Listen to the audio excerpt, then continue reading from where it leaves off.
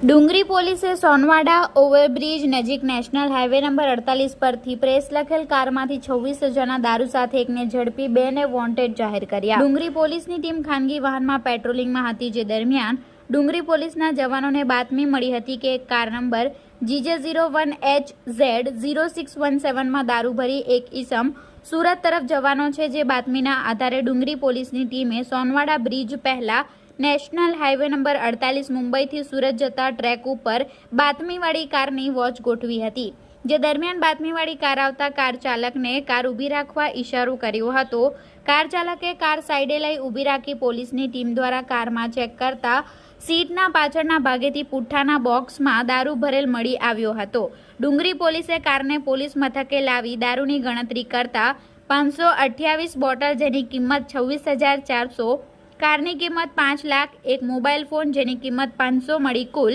5,26,900નો મુદ્દામાલ કબજે લઈ શમશાદ ઉર્ફે સલમાન ઉર્ફે શમશુદ્દીન અંસારી, ઉંમર વર્ષ 43, રહે કોસાડ, સુરતની અટકાયત કરી માલ ભરાવનાર તેમજ મંગાવનારને વોન્ટેડ જાહેર કર્યા છે।